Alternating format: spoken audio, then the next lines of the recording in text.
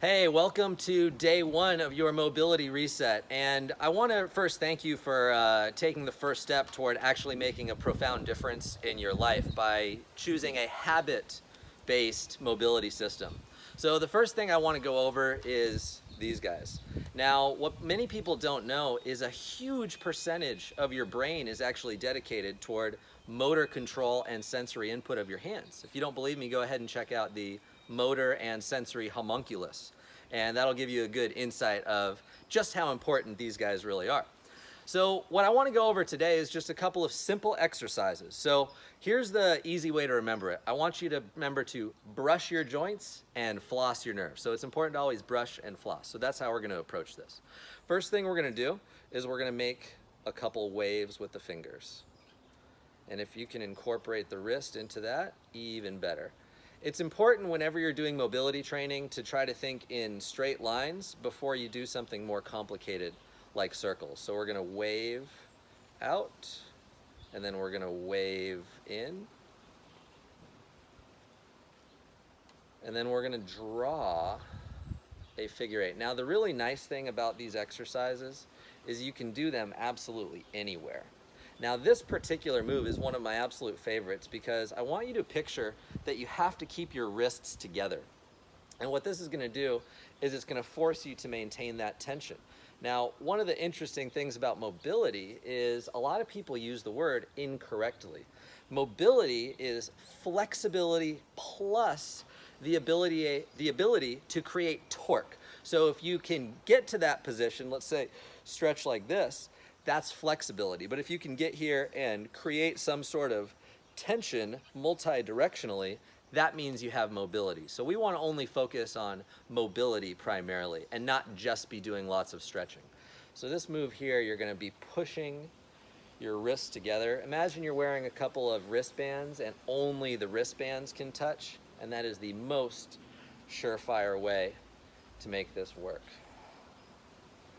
And that's going to take care of our joints. Go ahead and shake it loose before and after, should help quite a bit. And now I want to go over a couple of nerve flossing movements. So these are really important, fantastic for learning how to alleviate that tension from the neck and shoulders, and the hands, of course. So check this out. We're going to start with the median nerve, and I want you to focus on just these three fingers. You're going to notice that these aren't even really involved. That's because your median nerve ends in these three guys. So I want you to take that shoulder down. We're going to turn the fingers out to the side. Bring the hand out to the side. So because I've created a nice distance here, I should feel some tension through there. It's going to be like a nervy, tingling sensation.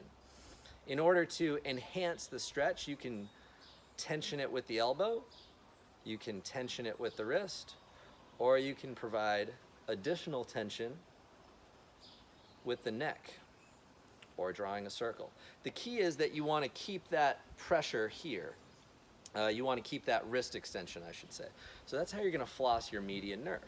So there's more nerves than that, so I'm going to give you a couple more little tidbits here. The next one I want you to focus on is your radial nerve. So we're going to internally rotate and flex the wrist, so your fingers are pointed out to the side. And then we're going to do the same thing. So remember, median nerve was this, out and back. Radial nerve is going to be just the opposite. Same idea though, except now you're going to feel that tingling sensation on the extensors. And we can floss that nerve a lot of different ways. So go ahead and play around with this. Do about 5 or 10 seconds, making sure to pump that stretch rather than just hanging on to it. I don't want you to feel any pain whatsoever. It's very important. And I'm going to show you one more way that you can combine all those together if you're feeling super pressed for time. So that's going to look like this. You're going to bring both arms out to your sides, make your neck really long, give it a few quick rotations to make sure your shoulders aren't inside your ears. And we're going to draw that same figure eight pattern that we did before up here, except now we're going to do it while those nerves and muscles are in their lengthened, stretched out state. So you're going to notice that you end up passing through something pretty similar to a median nerve glide and something pretty similar to a radial nerve glide. So go ahead and combine these together and make sure you do it a couple times a day, especially if you're feeling stiff from texting, from computer, from driving. And the last little tidbit I would say is keep these thumbs moving. Anytime you can make a circle, out to the side, in here, get your dexterity back with your thumbs, and you're going to be rewarded with better strength, better mobility, and less physical dysfunction up the kinetic chain. Look forward to seeing you tomorrow with another 5-day mobility reset.